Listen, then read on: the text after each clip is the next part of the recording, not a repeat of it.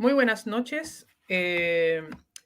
Bienvenidos a un nuevo episodio de el podcast de Praxis Patriótica, el canal de YouTube del Círculo Patriótico de Estudios Chilenos e Indoamericanos.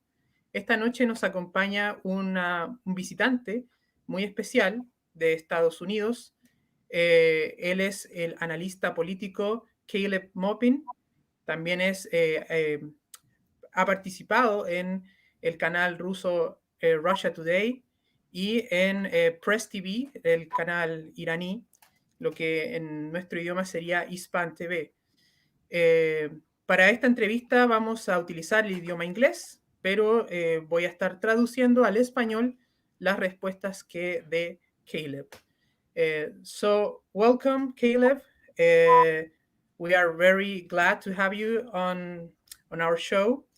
I hope you are enjoying as well, and we hope that we have a good time talking together. Thank you. It is really an honor to be here. I look forward to our conversation. Excellent. So first, to start, could you tell us about a little summary of your political background? What is your trajectory, your political trajectory? Sure. Well, I'm from Ohio. I'm from a small town in Ohio, and I grew up in a rather conservative environment. But I remember walking the picket lines with my mother when she went on strike as a librarian, and I was very opposed to the U.S. invasion of Iraq. And so as a result of that, I got very interested in Marxism and socialism. And I associated with some different communist groups. And for many years, I was a figure within the Workers' World Party. I started getting involved. I was part of the Occupy Wall Street protests that happened in New York City in 2011. And then from there, I started attending international conferences and became an international journalist. My political relationship with different groups ended. And now, as someone who's not a member of any political party, I've been working to establish a think tank called the Center for Political Innovation that would be dedicated to redirecting the conversation around anti-imperialism and socialism, and rescuing the socialist movement from the confusion, the political confusion of our time, and moving toward building something, that could lead to the liberation of working families in the United States, as well as the liberation of people around the world from global capitalist imperialism. Excellent. Entonces, lo que le pregunté a Caleb es cuál era su trayectoria política, su historia política, y lo que nos cuenta es que él viene de una familia conservadora de Ohio. Cuando era un chico y estaba con su madre, vio las protestas en contra de la guerra de Irak y se interesó por la lucha antiimperialista y empezó a participar en muchos grupos comunistas, muchos grupos de izquierda, y eso ha sido, digamos, su trayectoria política hasta que ahora, en este momento, no participa en ningún partido, pero está dirigiendo el think tank, the Center for Political Innovation, el Centro para la Innovación Política, que está dedicado a redirigir la conversación respecto al socialismo, respecto al antiimperialismo y renovar el pensamiento en la izquierda en Estados Unidos. So, saying that, tell us more about this Center for Political Innovation. Were you the founder of this think tank? Did you were you alone in this enterprise, or did you have people that supported you? And how are you working right now? What is your methodology? Okay, well, right now, I guess you could say I was the founder of the Center for Political Innovation. But I realized that there were a number of people around the country who were getting interested in socialist politics that agree with me. One thing that has been probably one of our first acts was to publish our own edition of the Green Book by Gaddafi. And that many people around the United States were getting interested in socialism and Marxism very strongly feel that Libya, under the leadership of Gaddafi, was a socialist society. Even though Marxism was not the official ideology, it was a society where the means of production were organized to serve the people. And so we published the Green Book. And there are a number of younger people that are getting interested in socialism and Marxism that understand it differently than the way the mainstream left and its leadership does. Now, at this point, we have a number of members who are part of the Communist Party. We have a number of members that are part of the Party of Communists. We have people that are involved with different Marxist groups. We are not a party, we are a think tank, and we facilitate conversations. We have conferences around the country. We have outreach teams that go out on the street promoting socialism.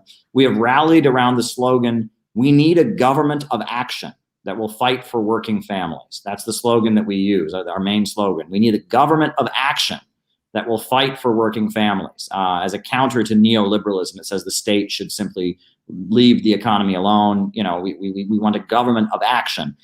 Furthermore, we tell leftists and socialists that the time has come to get out of the movement and to the masses, right? Because what they call the movement has become kind of an area in which leftists are isolated from the broad masses of Americans. So we say, get out of the movement, get to the masses, and we need a government of action that will fight for working families. And we facilitate conferences. We've published a number of books, and we're trying to change the conversation about socialism. And we're trying to build a community of solidarity, kind of a network of younger activists who can study these ideas, engage with these ideas, and learn to kind of rescue the socialist movement from the insanity of the synthetic left and move it toward building a mass working class movement that can fight for justice.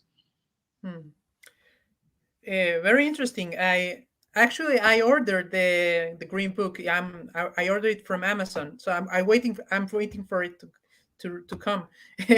I will be glad to read the foreword you wrote for it. I will translate now. Okay. Entonces, lo que cuenta Caleb es que él empezó su think tank.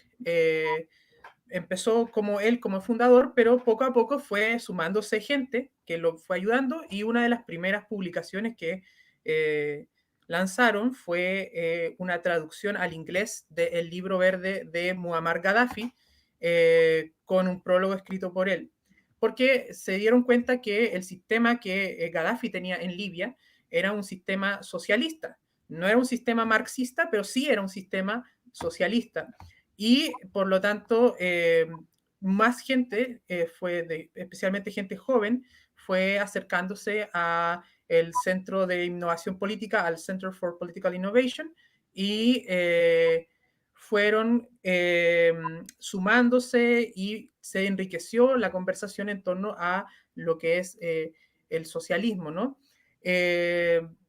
Dejando, digamos, de lado concepciones antiguas del marxismo, de un marxismo mal entendido o mal comprendido, pero enfocándolo más en buscar un Estado, un gobierno que sea un gobierno de acción, un gobierno que se preocupe por el bienestar del pueblo, de las familias, y que busque un mayor futuro.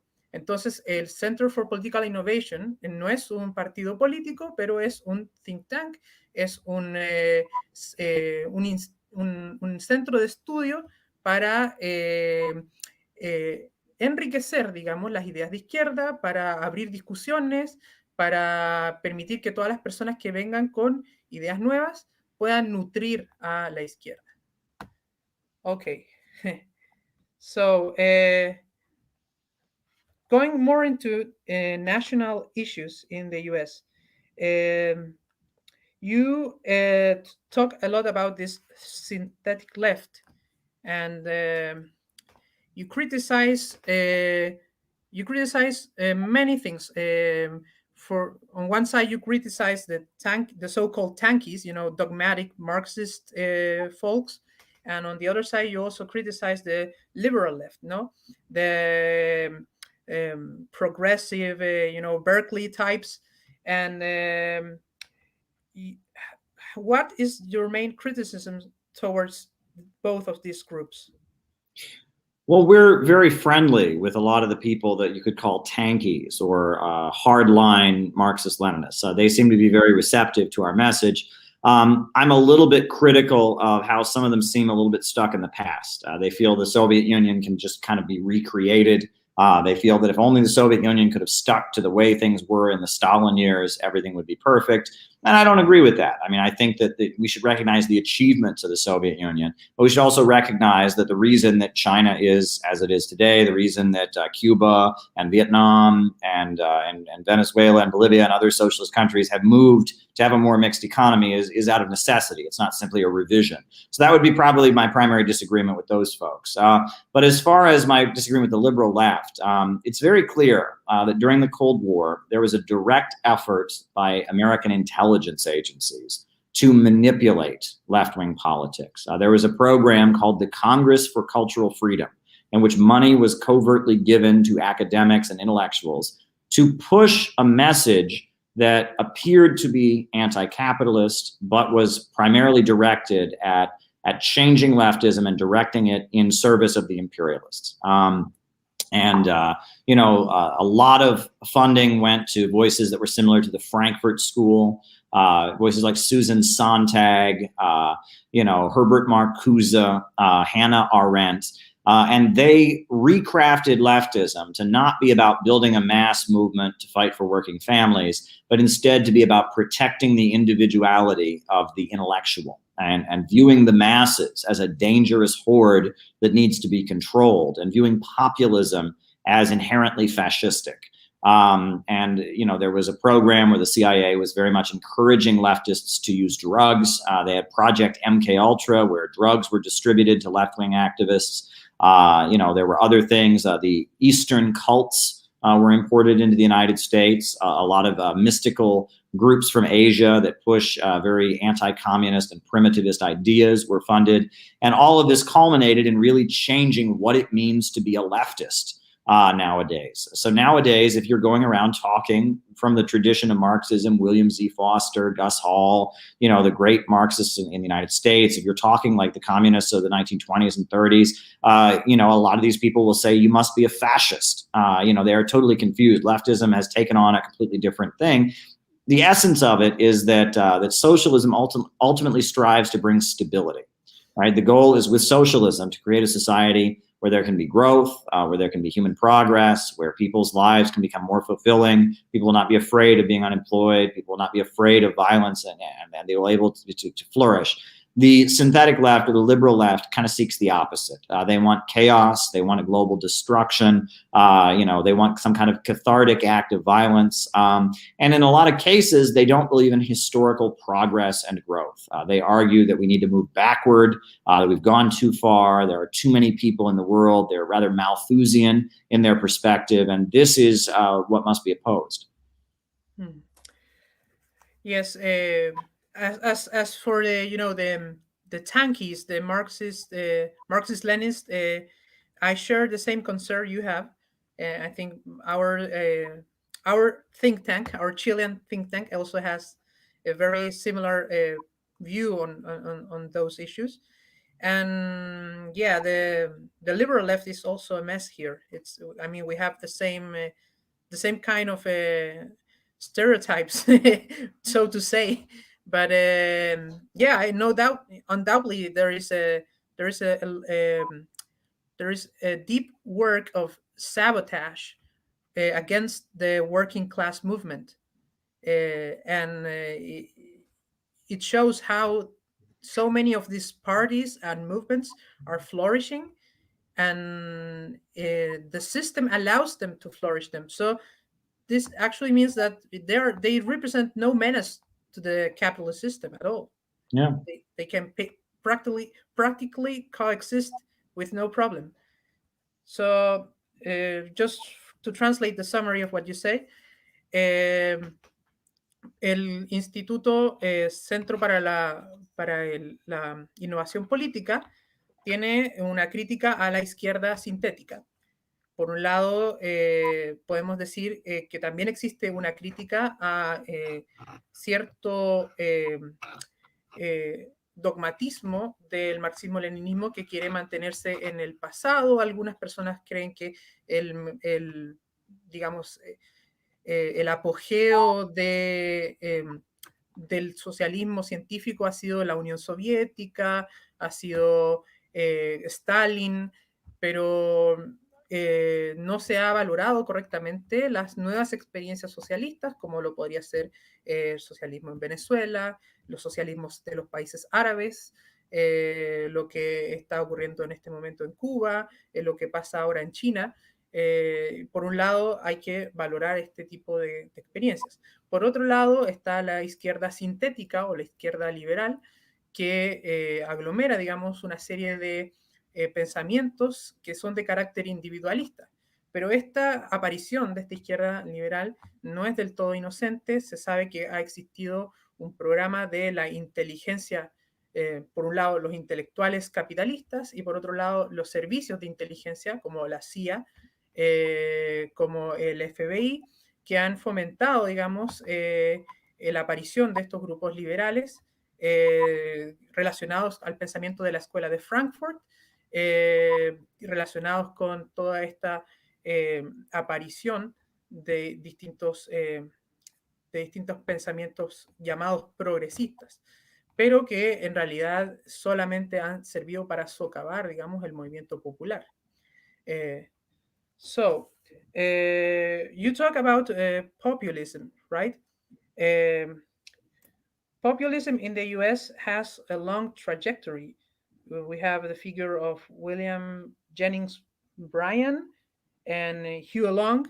These historical figures are transcendental for understanding the populist idea in the US. Could you tell us more about the history of populism in the US? Sure. Well, populism can be just a vague term that refers to a politician who wants to build a mass movement of the people. But there was a political movement that actually called itself the Populists. And that started out after the US Civil War. In order to defeat slavery and the British Empire, the British were backing the slave plantation owners of the US South. They needed the cheap cotton picked by American slaves to maintain slavery. Wall Street was ensuring the slave exports, and Wall Street and the British Empire were supporting the slaveholders of the South. Abraham Lincoln built a coalition of northern industrial capitalists, small farmers, labor unions, religious groups to defeat the slaveholders. Marx called it the Second American Revolution. And the Republican Party, it took its name from the revolutions that were sweeping Europe. There were the Republicans, the Spring of Nations, it was called. And actually, the color red is associated with the Republican Party even up to this day, because they were the radical party that was seeking to overturn slavery. But after the US Civil War, it became very clear that there were many different forces within the Republican Party. And the small farmers and the labor unions and some of the more progressive religious folks broke from the Republican Party as the Republican Party became more and more a party of imperialism and a party of the capitalists. And they formed something called the People's Party, and they were referred to as the Populists. And they called for the nationalization of railroads, the nationalization of banking in the United States. And they spoke of the producing class and the consuming class. The producers were the farmers, it was the factory workers, it was the small business owner, those who produced the wealth, and then the parasites, the leeches, and that referred to the capitalists and the big monopolies. They talked against the monopolists, who had taken over the United States. The populist movement was very big. There were millions of people who supported it. Many of them were Protestant Christians who felt that, Jesus and the Bible teaches, for the common man and for the dignity of human labor and against the exploitation of other people. Originally, the populist movement was against racism, because they said that racism was a tool of the big monopolies. But increasingly, that became a division. And increasingly, Some populists became racist, other populists were anti-racist. And William Jennings Bryan, he emerged as a very important political figure. He was a populist from the People's Party who was able to get the nomination of the Democratic Party for president. And so he brought the populist movement into the Democratic Party, which at that point, the Democratic Party was the party of racism and the South. So that was, in effect, the end of the populist movement by bringing it into the Democratic Party. Now, Huey Long came, he was maybe 50, 60 years later, and it was during the Great Depression in the state of Louisiana. And Louisiana is a state in the U.S. South that is majority Roman Catholic. It was originally part of France. It has parishes rather than counties, and it has a Catholic majority, which makes it separate from the rest of the United States. It's culture a little bit different. There's French speakers. There's a dialect of French that is spoken in Louisiana called Cajun. So it's a little bit culturally different than the rest of the South. It was a very impoverished state that had a lot of oil. And Huey Long was a Democratic politician. And he basically built a coalition of the people of Louisiana against the oil companies, against the Rockefeller oil companies that were enriching themselves with Louisiana's oil while the state was getting poorer. And so he began taxing the oil monopolies and taxing the oil companies and building roads and highways and schools. He wiped out illiteracy in the state of Louisiana. He paved the roads in the state of Louisiana. And he fought against the capitalists, and he built kind of almost like a small socialist society in Louisiana. And he was loved by both black and white people, even though it was at a time where there was segregation and racism and such. He was seen as a friend of the black people, so much so that Huey Newton, the founder of the Black Panthers, he was named Huey because his parents named him after Huey Long. And he was considered a populist. He thought that Roosevelt was not radical enough. So he eventually moved on from Louisiana to go into the U.S. Congress. And he formed his own society called the Share Our Wealth Society. And it was a mass movement that wanted to share the wealth of the United States. He was involved in international politics, and he opposed U.S. military operations in South America and was very anti-imperialist when it came to South America. His Share Our Wealth movement was massive. He was planning to run against Roosevelt in the 1936 presidential elections, and he was shot and killed, and he was assassinated. And after his assassination, his political movement fell apart.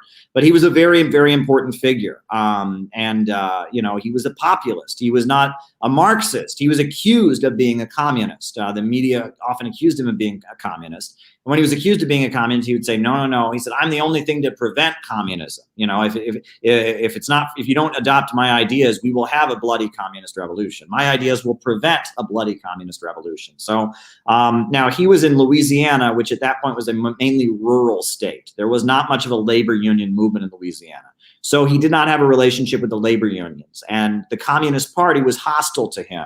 Mainly because the Communist Party was based in the labor movement, and the labor movement was aligned with the Rockefellers against the National Association of Manufacturers. So he was against Roosevelt, and the Communist Party was part of the Roosevelt coalition. So the Communist Party was hostile to him, but in his circumstances, in his mainly rural state where he was fighting the big oil companies, where there was no labor movement, it makes sense why he was at odds with the Communist Party. But ultimately, his program was to have the means of production be controlled by the society, to have an economy organized in Louisiana to serve public good, wiped out illiteracy, raised living standards, increased the life expectancy, fought against racism.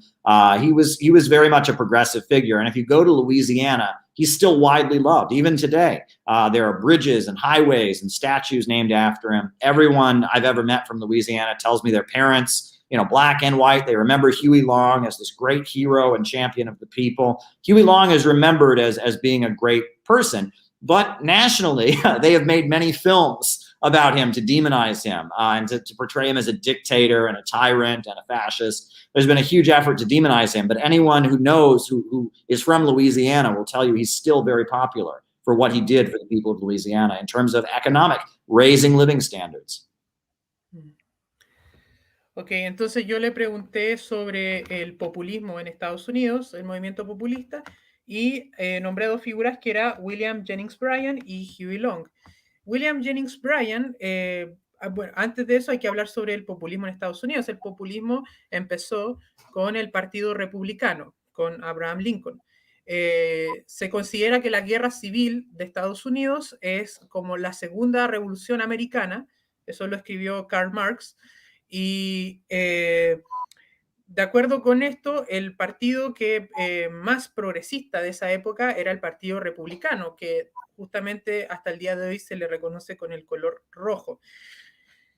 Con el tiempo después el Partido Republicano, que dejó de ser el partido más populista, pasó a ser un partido de los empresarios, de los grandes industrialistas, y por otro lado empezó a surgir un nuevo movimiento populista y un partido populista. Entre ellos estaba el dirigente William Jennings Bryan, que era una persona que venía de un trasfondo religioso, protestante, cristiano, pero que es de acuerdo con los principios del Evangelio, de la Biblia, pensaba que era necesario más justicia social, una mayor distribución de los recursos, una nacionalización de algunos recursos importantes, una reforma agraria, y empezó a tener mucho apoyo, tanto así que logró, digamos, una candidatura por el Partido Demócrata, que en esa época el Partido Demócrata era un partido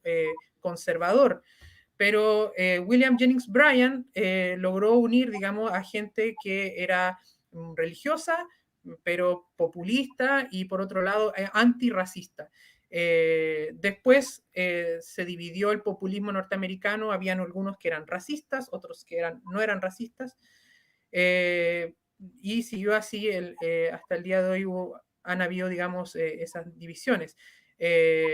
Pero yendo, digamos, más adelante, la figura de Huey Long retoma el populismo en Luisiana, donde existe una mezcla, digamos, de la cultura anglosajona con la cultura francesa. Se habla un dialecto del francés y fue muy fuerte, digamos, con el movimiento de los campesinos allá en Luisiana. Huey Long era una figura muy importante, de mucho peso. No era marxista, era populista. Los marxistas no apoyaron nunca a Huey Long, porque en esa época el Partido Comunista de Estados Unidos estaba vinculado con al Rockefeller, y está más que nada vinculado también a la idea de la clase obrera urbana, no tanto hacia los campesinos. Entonces Huey Long creció como una figura populista en Luisiana y hasta el día de hoy lo han querido demonizar, han hecho películas, han hecho films, pero todo es una propaganda en contra de él, siendo que uno va a Luisiana y muchos aman a Huey Long. Huey Long es una figura muy querida por el pueblo de Luisiana. Se han construido monumentos, calles, puentes, todo con el nombre de Huey Long. Tanto así que el líder de las Panteras Negras, el fundador de las Panteras Negras, se llama también Huey, tiene el mismo nombre, Huey, que es Huey Newton, en honor a Huey Long. Y esa es, digamos, la historia del movimiento, de estas figuras del movimiento populista en Estados Unidos. I wanted to ask you about what is your opinion on nationalism and patriotism regarding the left in the US? Is there a connection between the populist left with patriotism, with patriotic feelings, patriotic ideas? First of all, do you make a difference between nationalism and patriotism, or do you regard them as connected in some way? Well, I think that there are three different concepts, right? So nationalism is feelings of loyalty to one's nation, right? And a nation refers to a people with a common language, a common culture, a common history, certain characteristics. Mm-hmm. Patriotism is affection for the land in which one lives, right? And then national chauvinism would be the belief that your nation is superior to all other nations. Now, nationalism can be good and it can be bad. It depends on the circumstances, right? When a colonized group of people are fighting for their liberation as a nation, that's a good thing. And that applies not only to countries around the world that are nationalists, but as well as Black nationalism. Malcolm X was a Black nationalist. He's supporting the Black nation of the United States, the descendants of slaves who have a common language, a common territory, a common culture, fighting for their nation against racism in the United States. That's a good thing. The national liberation movement of the Vietnamese, or the national liberation movement of Venezuela, et cetera. These are progressive things. It doesn't really apply to the United States because we're not a nation. We don't have a common language. We don't have a common culture. We don't have a common history. The United States is a mishmash of different people. So you can't really be an American nationalist. There's been many attempts to try and create some kind of American nationalism, but it has been disingenuous and it has failed. But patriotism is simply a love for the country in which you live. And I would say that the problem with the left is the left in the United States largely rejects all notions of patriotism. They say, we want to destroy America. We want to destroy the country. They will chant, we are not Americans, we are proletarians. Average working people do not want their country to be destroyed by a big civil war. They don't want a catastrophic act of vengeance for the history of racism and destruction. They want their lives to get better. And if the left is going to be effective, the message needs to be that through policies of socialism, we will make your life better. Unfortunately, the left, largely influenced by the intelligence agencies, by Trotskyism, et cetera, does not bring this message. The left is associated with middle-class elements that bring a message of hostility to average working people, and that's a problem. When I was I was sent as a reporter to West Virginia to interview people after the Trump victory, and there was a steel worker who told me that he voted for Donald Trump because the Democrats no longer care about the working class. Now instead they are socialists. And I asked him what he thought a socialist was. And he told me a socialist was a college student who breaks windows and tears things down and engages in violence. And he said he loves his country and his community, so he would never want to be a socialist. And this is how toxic the synthetic leftism, the Trotskyite, destructive anarchist mindset has become, that people now think that to be socialist is to oppose the working class. And so, I try to bring a message of constructive socialism. We talk about the history of the city building tendency, and we are the forces of progress in human history. And this is a different message than what most of the left offers. Yes. Entonces le pregunté sobre el nacionalismo, el patriotismo y su relación con la izquierda y con el populismo. Me decía que hay que distinguir tres conceptos, ¿no? El nacionalismo, que es, digamos, la lealtad hacia una nación, digamos, un grupo humano con un lenguaje, con una historia común, con una característica de pasado común. Está el patriotismo, que es la lealtad hacia el país, hacia la tierra, y luego estaría el nacional chauvinismo, que es la parte negativa, digamos, del nacionalismo, ¿no? Es el exclusivismo de una raza, de una nación, de un pueblo. Entonces, Caleb me explicaba que en Estados Unidos no puede haber un nacionalismo propiamente tal, no puede haber, porque no existe una nación americana, norteamericana propiamente tal, sino que lo que existe son distintos pueblos, distintas gentes, distintos, digamos, etnias que han estado tratando de convivir a lo largo de la historia, pero no existe, digamos, no se ha configurado todavía una idea de una nación estadounidense. Por otro lado, sí considera que se puede ver de forma positiva el patriotismo, especialmente el patriotismo desde el populismo, desde la clase obrera, pero el problema es que la izquierda rechaza todo el patriotismo, rechaza todo lo que tiene que ver con amar a Estados Unidos como un proyecto de país hacia el futuro. Entonces, me explicaba Caleb que la izquierda toma una postura rupturista contra lo que es, digamos, la sociedad, incluso contra la misma clase trabajadora. Y eso es lo que mucha gente rechaza y que lamentablemente hoy día, cuando se habla de socialismo en Estados Unidos, se piensa en esta especie de rupturismo, de vandalismo, de enemistarse incluso con la clase obrera. Entonces, él desde su centro de estudios está proponiendo el socialismo desde una perspectiva constructiva, ¿no? Construir como quienes construyen una nueva civilización, construyen ciudades, construyen, digamos, avance para un mejor futuro para Estados Unidos. Y quiere entonces cambiar la opinión y la percepción que tienen del socialismo desde esa perspectiva. Okay, moving to the next question. What is your view on social conservatism? Briefly, you know, because I know that there is a lot of things that I think we can agree that some stuff has to go and be left behind in the past, like extreme racism and all that. But there is a lot of conservative values that are very dear to the masses, you know, to the people. So what is your view on that?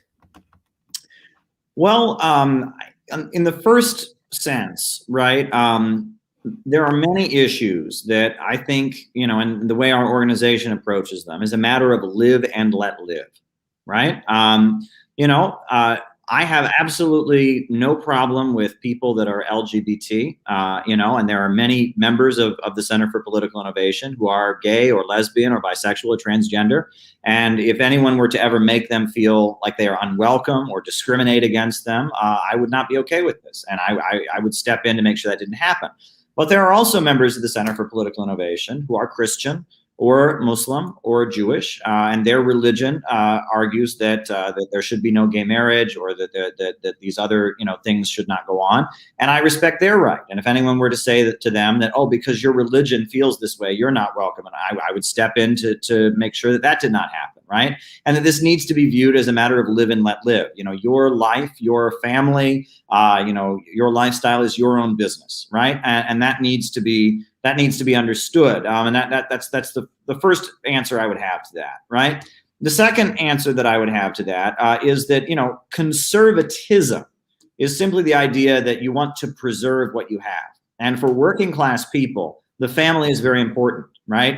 It's a financial, you know, importance. It is, you know, the people that you are close to. And when the left makes it seem like the family is something that they oppose, this is not working class. This is not progressive. And when the left makes it sound like they want to destroy the country because the country has a history of racism or something, again, this is not progressive. And a lot of the values that people that are conservative feel attached to, like the family, you know, like the country, you know, like religion, for example. These are things that leftists should not be attacking. If you are a genuine socialist, you're not against the family. You may want equal rights for people to structure their families the way they want, live their lifestyle the way they want. You're not against the family.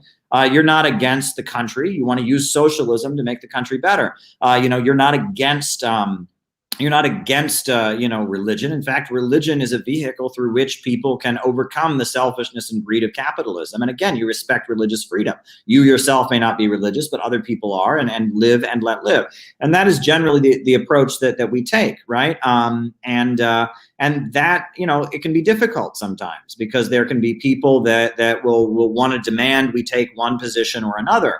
And generally our attitude is, you know, live and let live, etc. But much of the what you can call the social liberalism of the left is very, very, very toxic. And it creates an atmosphere where working class people who may be religious, working class people who may just not be interested in these very complex arguments that kind of take up left-wing spaces often, that they may not feel comfortable, and that leftism stops being about the working people fighting for justice, dismantling imperialism, and instead becomes about, who is the most pure and who is carrying out the agenda of social liberalism in the most pure sense. And we do not want to fall into this trap. We want to build an organization that will fight for working families. We want to build an anti-imperialist socialist organization.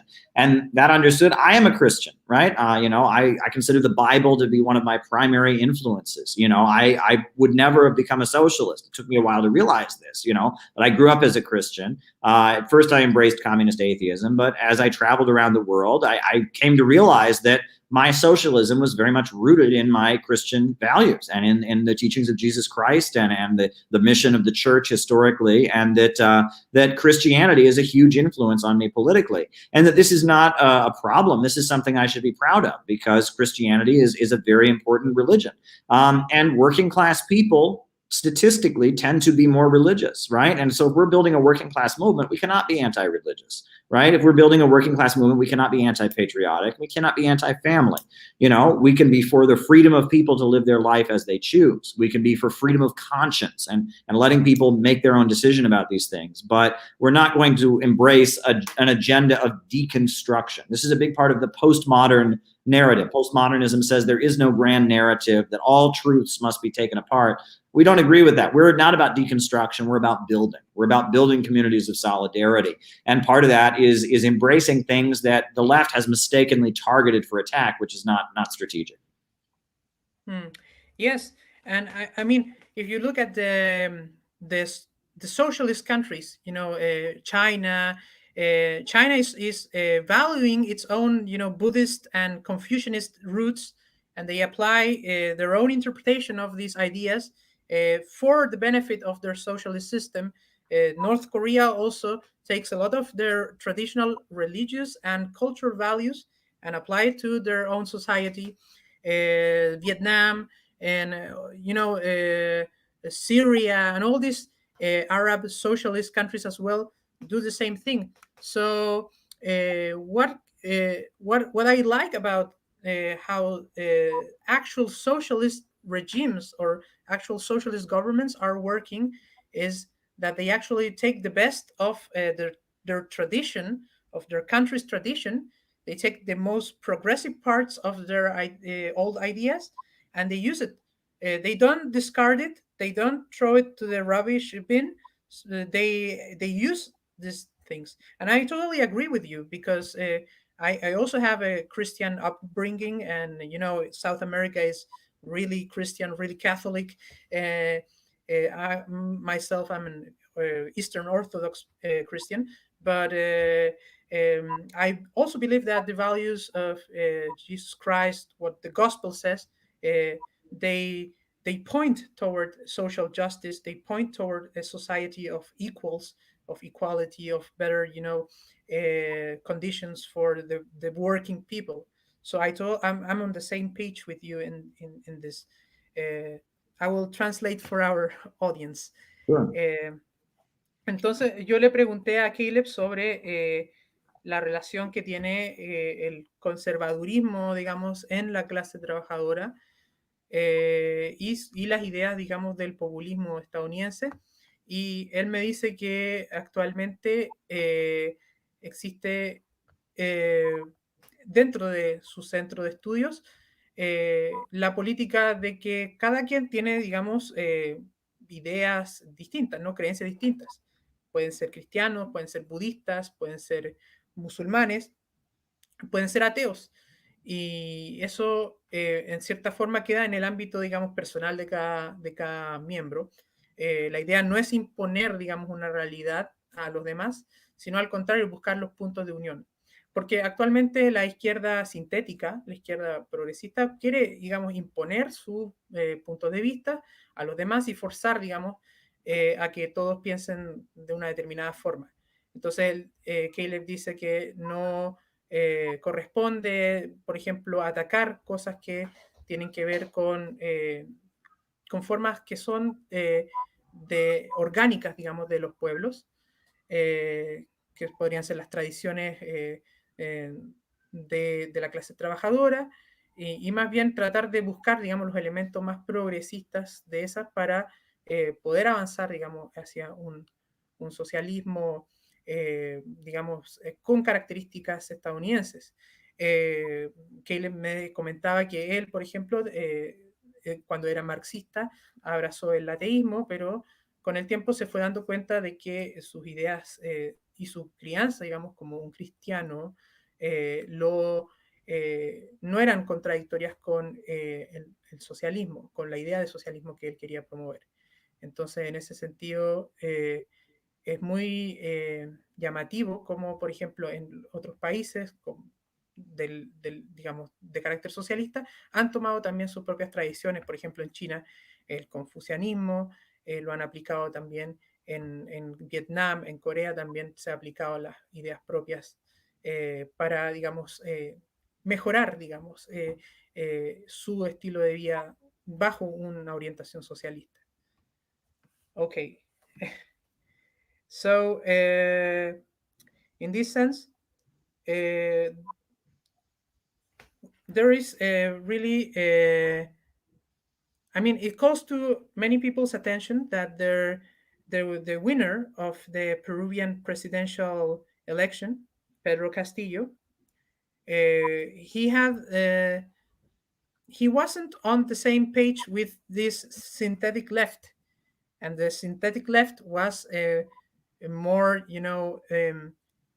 it was more friendly towards the U.S. imperialism.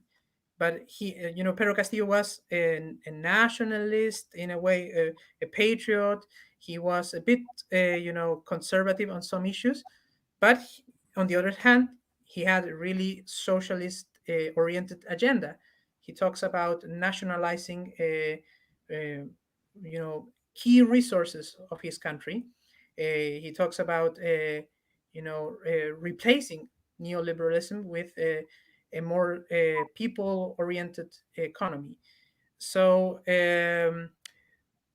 what candidate do you think could have these characteristics in the US?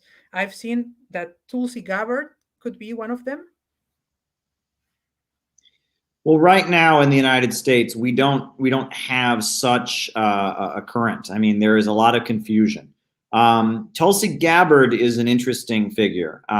She is her family is from Samoa, American Samoa, the island, and her father converted to Hinduism, and so her religion is Hindu, and as a result of that, she has a kind of anti-imperialist perspective, and she has been in the U.S. military, and there is largely anti-war sentiment within the U.S. military. People feel, what are these wars accomplishing? These wars are supposed to keep Americans safe from terrorism, and they are not doing that. They are helping, terrorism and instability is expanding. And so she's a good figure, but at the same time, she's not a socialist, I wouldn't say. She represents a more anti-war and anti-imperialist section of the left. And because she's deeply religious and deeply Hindu, she's somewhat more socially conservative, I would say, which is interesting. At the same time, you have Bernie Sanders, and Bernie Sanders is your general left figure who's been going around raising messages of economic populism. But he is not as anti-imperialist as Tulsi Gabbard is. Within the Trump movement, there are some within the Trump movement who are becoming more and more sympathetic to anti-imperialism. There are some within the QAnon grouping who feel that, while they promote some kind of crazy conspiracy theories about pedophiles and stuff, they feel that Putin and Xi Jinping are good, and that the reason Trump was demonized was because he was friendlier to Putin and Xi. Whereas there's a lot of people in the QAnon movement who feel that China is the enemy, and that Trump lost because of a Chinese conspiracy to rig the elections. There's a lot of confusion within the Trump movement right now. It's not clear. But there are some people who voted for Trump because he did promise to end the wars. So there's a lot of confusion, I think, but there is not really anyone like Pedro Castillo in American politics. That's why the Center for Political Innovation is necessary, because there's so much confusion. My latest book, because I critiqued a YouTube commentator, is called BreadTube. And they have been basically promoting this idea that, that those who support Tulsi Gabbard are the same as Nazis, and they should be met with violence on the street, etc. And there's a huge effort now. There's a comedian named Jimmy Dore, who is he's a comedian, but he was a supporter of Tulsi Gabbard. He's a socialist, an anti-imperialist, there's been a real division in left-wing circles, Jimmy Dore has been anti-imperialist and friendly to Tulsi Gabbard. There's Max Blumenthal and the Gray Zone. There's a number of different voices that are coming out that support Julian Assange, that are critical of the Democratic Party and want more left-wing populist policies or more anti-war. And then there are a lot of voices that were maybe supporting Bernie Sanders, but now are moving into supporting the Biden camp. And there's been a real line drawn in leftist circles. And the message of those who are supporting Biden and the message of those who are opposing Jimmy Dore and others is that if you are an anti-war voice, you are the same as a white supremacist. You're the same as the Ku Klux Klan. You're the same as a neo-Nazi, and you should be treated as such in left-wing circles. You should have your social media accounts shut down. Leftists should gather and violently attack you because you are the same as the right if you do not conform to the pro-establishment politics that are dominating left-wing discourse. But there are millions and millions of leftists who do not accept this. And so this polarization on the left right now is very, very important. And we shall see how this plays out as the next election cycle approaches. Because yes, Tulsi Gabbard is an interesting figure. Andrew Yang was somewhat interesting. This was another candidate for president who talked about a universal basic income and all that. He was interesting. His politics have shifted more recently when he ran for mayor of New York City. He seems like much more of a mainstream politician now. But things are developing. This kind of politics, that is working class populism, there is a base for it. Polling data shows that Americans want this, but the establishment is very afraid to allow it to surface. And so that's why our work as the Center for Political Innovation is so important. La pregunta que le hice a Caleb es si existía en Estados Unidos un candidato con un pensamiento populista similar, digamos, por ejemplo, al de Pedro Castillo en Perú, y le pregunté por Tulsi Gabbard.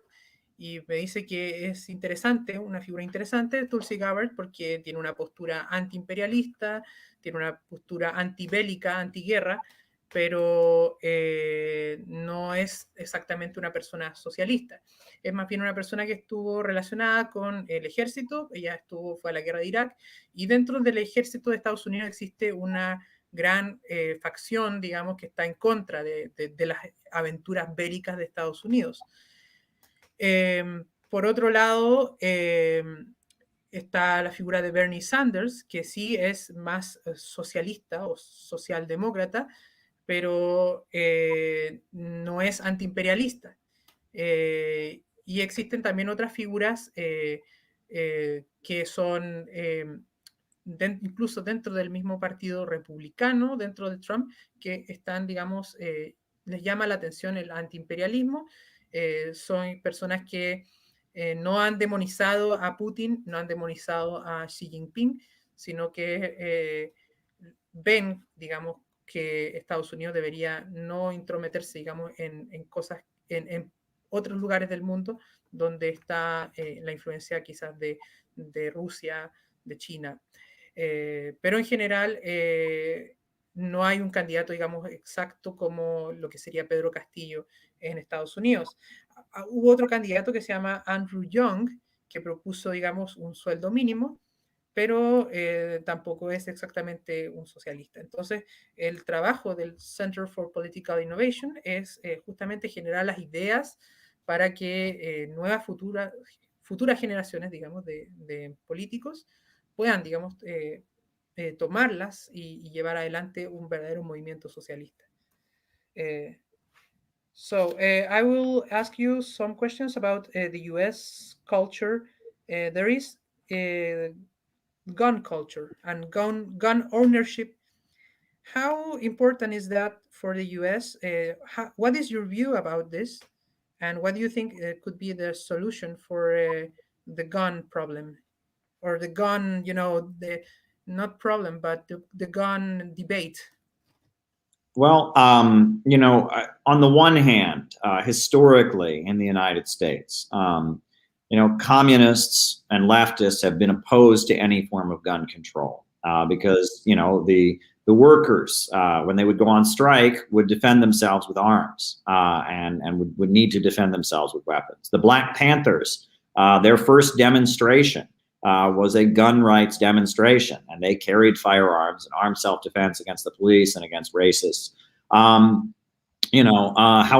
the gun culture in the United States is separate from this. The gun culture in the United States is largely associated with kind of the white settler mentality, right? That, the white man comes and he takes a piece of territory and he says it belongs to him, and he has his guns to protect himself from the indigenous people, and this is his property, and no one better come and attack his property. And it's a kind of a petty bourgeois settler mentality, right? It kind of feeds into the alienation of U.S. society. They say a man's house is his castle. The government should keep its hands off. And this is the libertarian, right-wing, liberal, individualist mindset that is associated with the history of white settler colonialism and racism in America, and it's problematic. And that in a lot of ways, the gun culture, it started out that way.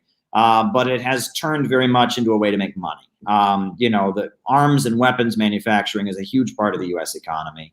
And not only selling weapons around the world, but also at home. Very much there has been a whole kind of culture created around being a gun owner in the United States. And it is considered, something that is very much part of the lifestyle. I grew up in Ohio. We learned to shoot shotguns. When I turned 18 years old, my grandfather gave me a shotgun. Everyone I knew growing up, there were guns in their house. Everyone had guns. That was how it was. Now you come to New York City, guns are completely illegal, and we have the strictest gun laws here in New York of any part of the country. You can't have a hunting rifle or anything without a permit, and so it's a touchy subject. And these mass shootings we have, this is not political, right? I mean, these men, who do the mass shootings, sometimes they may be kind of enamored with Hitler, but they're insane, and they get their hands on a gun and they go shoot people. Well, many parents feel like, well, maybe we should make sure the guns are not available, so these men, when they go crazy, they don't go and kill, they don't have access to the weapons.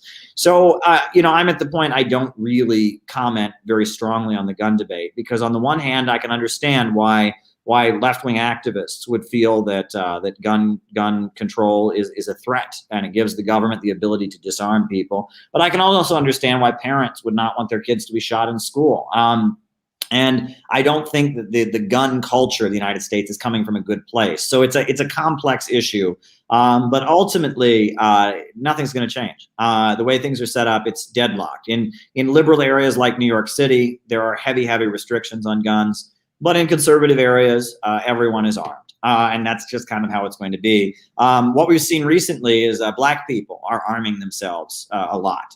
There's something called the No Effing Around Coalition. It stands for the F word, but it's the NFAC. And they've been having armed marches of thousands of Black people marching through the streets with firearms. There are increasingly a number of militia groups, supporters of Donald Trump, right-wing conservatives. For many years, they've had their armed groups. They've been patrolling around with firearms, and this has the potential for a lot of danger. But this is U.S. politics is escalating. Tensions in the country are rising, and the fact that there's guns all over the country certainly makes that a dangerous issue. And so we will see how these things play out. But largely because of the many nuances of the issue. The Center for Political Innovation generally doesn't comment on the issue of gun control. We don't take any stance. Okay.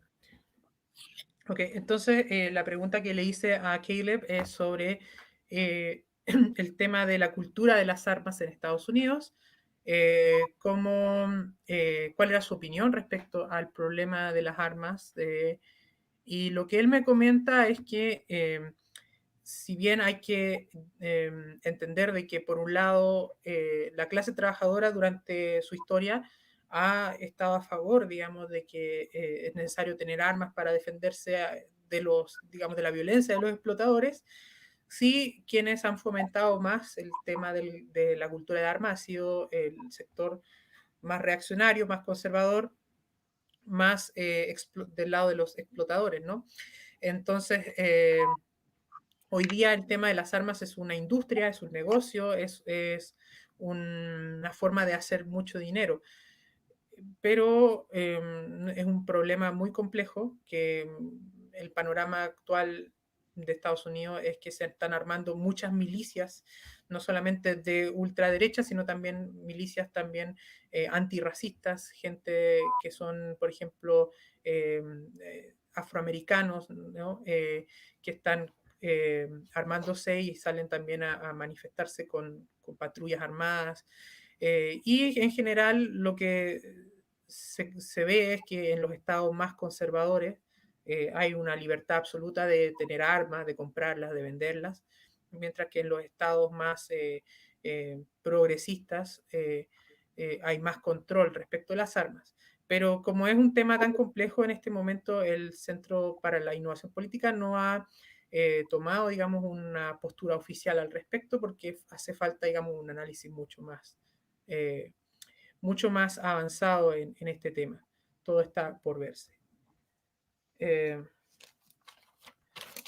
So moving to foreign policy, what is your opinion of what's happening in Cuba and in Latin America in general? You know, with Venezuela as well. I think that, there are problems in Cuba, shortages and such, but the main cause of this is the blockade created by the imperialists. And there have been many protests all over Latin America, in Colombia, in Chile, and elsewhere, that have gotten no attention in our media. But the second these protests in Cuba began, immediately it was all over American television. And that makes me think that this is an attempt by the imperialists to destabilize Cuba. I went to a demonstration in New York City where there were people that were claiming to support the SOS Cuba protesters. And I asked them if they wanted to oppose the blockade. And they said, no, they don't. They don't oppose the blockade. So they don't really care about the Cuban people.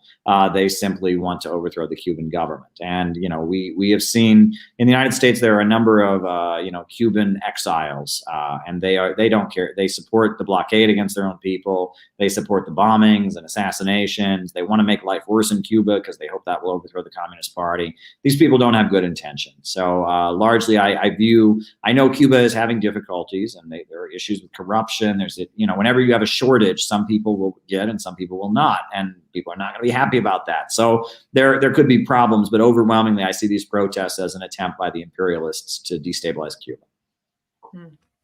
La pregunta que le hice fue respecto a qué era su opinión de lo que está pasando en Cuba. Y me dice que si bien Cuba puede que tenga sus problemas internos, puede que tenga, digamos, algunas cosas que no van bien, la mayor causa de la crisis que han tenido y de los, digamos, del desabastecimiento de muchas cosas tiene que ver con el bloqueo que Estados Unidos ejerce contra Cuba.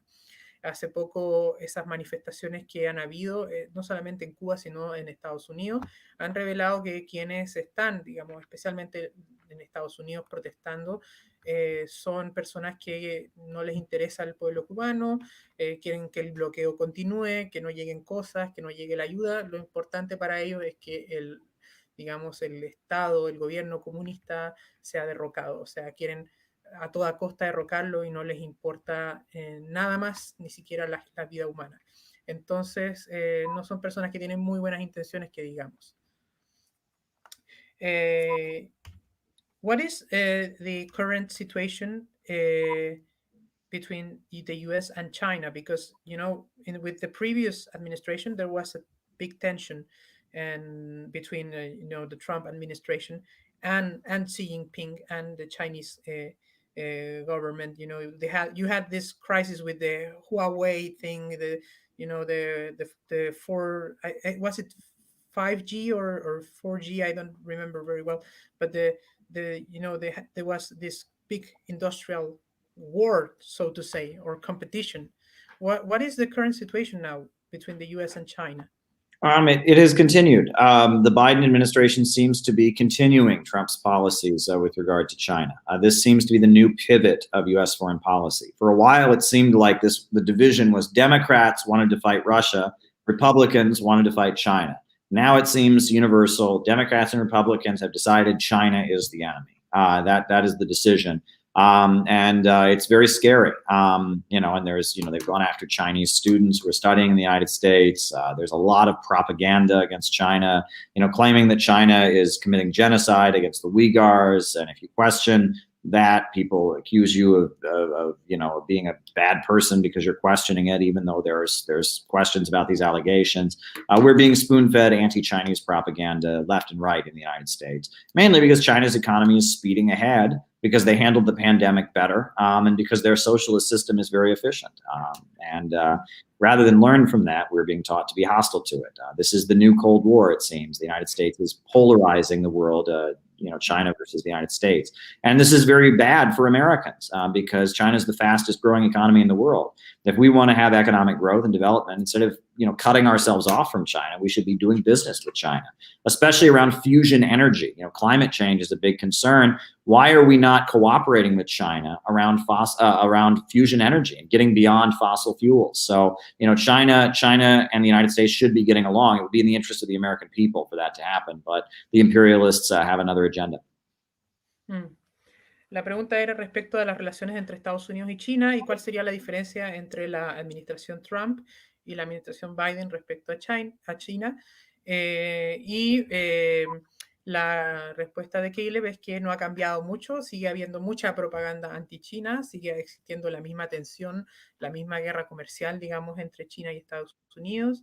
Estados Unidos ve a China siempre como un enemigo, en vez de querer aprender de las experiencias de China, como China, por ejemplo, ha manejado la pandemia mucho mejor que otros países, como han estado desarrollando muchas tecnologías que en Estados Unidos serían beneficiosos aprender y cooperar con China, pero no lo han hecho. So you also you handle a lot of Middle East issues. I believe you have studied a lot of things that are happening in the Middle East, with Syria, with Iran. What is, could you give us a small summary of what the panorama for the Middle East is right now, and what things could we hope for in the future with, with Bashar al-Assad, with, the new Iranian administration, and so on? Oh, well, in the Middle East, the forces that are standing for economic development generally refer to themselves as the axis of resistance. You have the Syrian Arab Republic, which is a Ba'ath socialist country. You have the Islamic Republic of Iran, which, it's Shia Muslim. They call their ideology, they say not capitalism, but Islam. You have the people of Yemen that are fighting for their national liberation against the Saudis and Saudi puppets. And the USA is aligned with Saudi Arabia, which is deploying not just its own military and terrorism and such, but deploying Wahhabi and extremist religious fanatics like Al Qaeda and ISIS to fight against the axis of resistance. You also have Turkey and the Muslim Brotherhood, and that is a religious current that is not fully anti-imperialist, but is kind of in the middle. And Obama was able to manipulate the Muslim Brotherhood, Turkey, Qatar to serve his ends, but Trump has offended them, and they can kind of go either way, depending on they want to negotiate with Iran, but then they want to overthrow the Syrian government, and they're a different current. And really, among the Muslims in the Middle East, you have those three factions. You have the Saudi Wahhabis that are just agents of the imperialists and terrorists.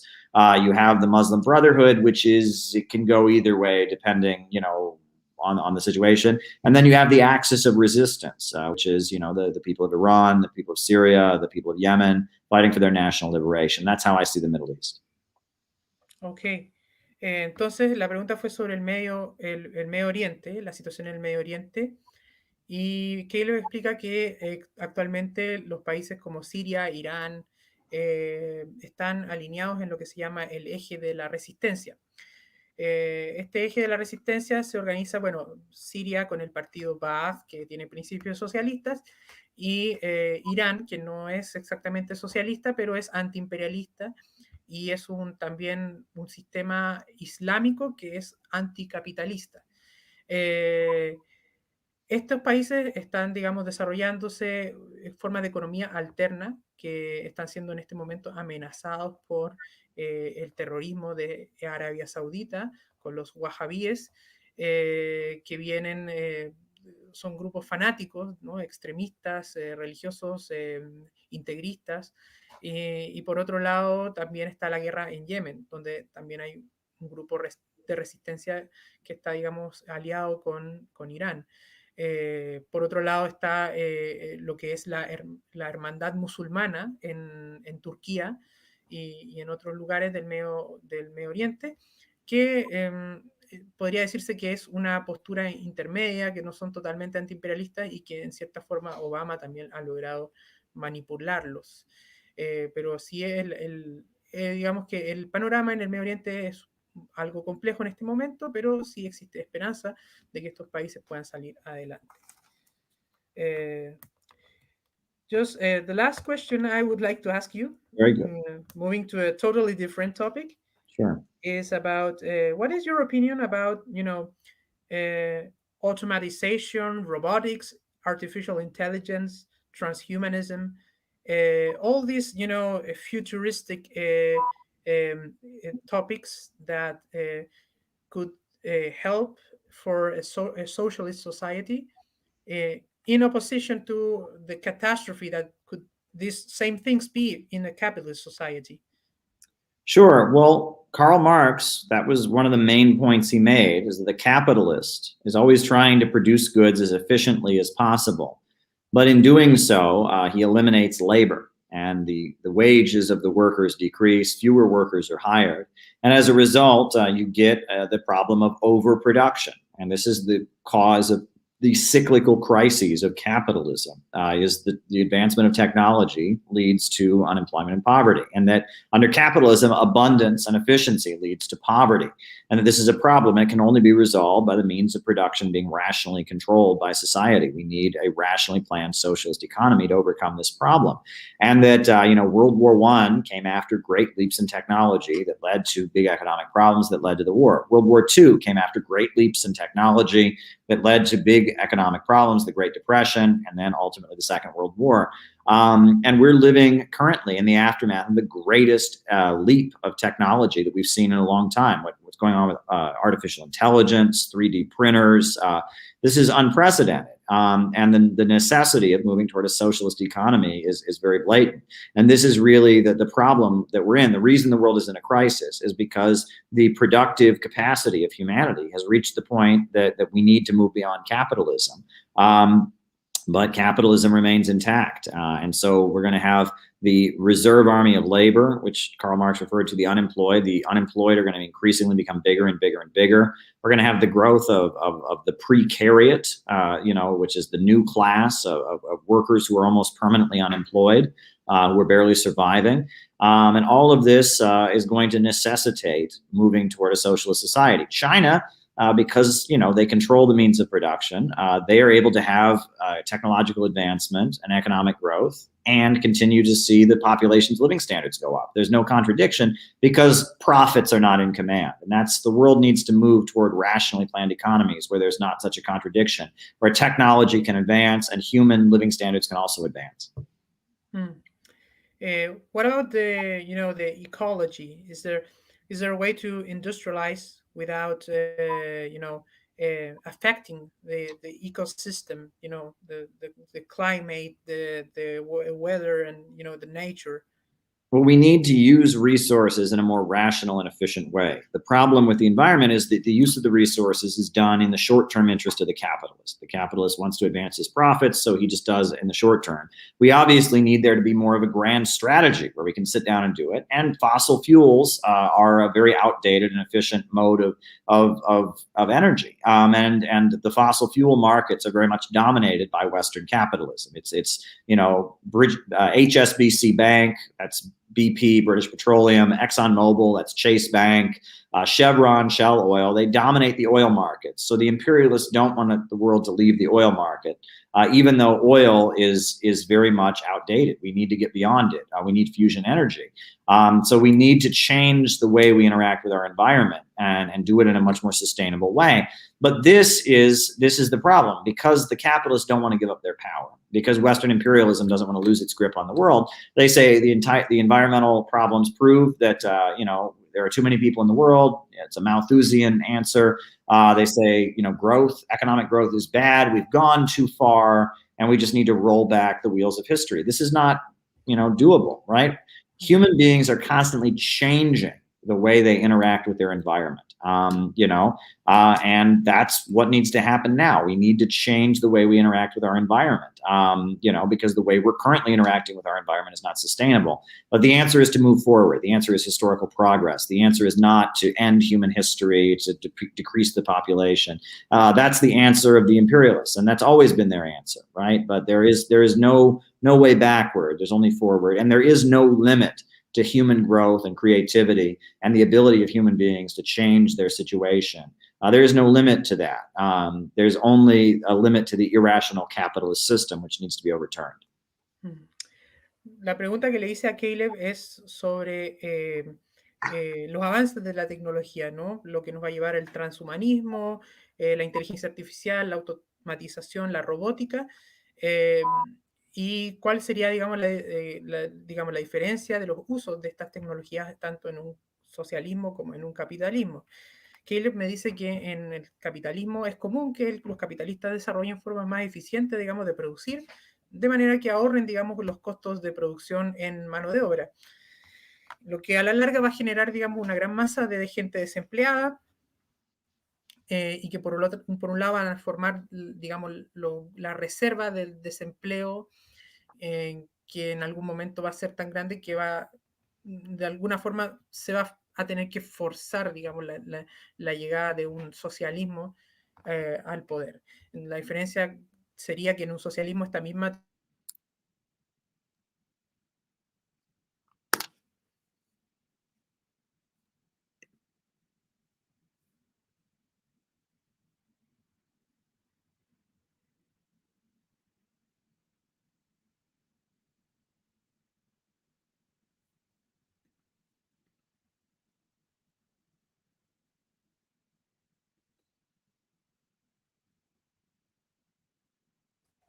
Hello. Yeah. Hey, yeah. We had a connection. I was translating. Yes, just to make it short, I will just try to translate the last part of the question. Entonces, la tecnología apoyaría a la clase trabajadora. Por otro lado, le pregunto yo a Caleb sobre la industrialización. ¿Se puede hacer una industrialización sin dañar el medio ambiente? Y claro, es posible haciendo un uso racional, digamos, de los recursos, un uso racional de los recursos, de la industria, que hoy día no existe porque está el ánimo de lucro detrás de estas empresas. Caleb, would you like to give a final message to Latin Americans, to Chileans? What would you like to encourage us to do? Okay, I would just say that your legacy of struggle against imperialism, your legacy to fight for working families, your carrying out of true Christian values is really an inspiration to many people around the world and to us here in the United States. And we will continue to stand in solidarity with you against the imperialists and to fight for working families. And we will continue to study your achievements as we work to bring socialism to the United States and to North America. Thank you very much. Le pregunto a Caleb si tiene algunos mensajes para el pueblo latinoamericano, para los chilenos también, y me dice que para ellos nosotros somos un ejemplo, que ellos tienen que aprender de las experiencias que acá se han vivido, que él admira mucho, digamos, cómo él considera que la clase trabajadora en América Latina ha buscado llevar, digamos, a cabo los verdaderos principios cristianos, de igualdad, de justicia social, y que para él, digamos, también le parece que es el esfuerzo que tienen que hacer en Estados Unidos. Caleb, I'm very honored to have you on this chat. It was very enriching, And I hope we can have you in the future for some more enriching conversation. I hope that we can also cooperate in many things. I believe that what your think tank is doing is really similar to what we are trying to do here in Chile. And you know what Karl Marx said is people of the world, workers of the world unite. Yes. So thank you very much for being here. Thank you. And it was a real honor for me. Thank you very much.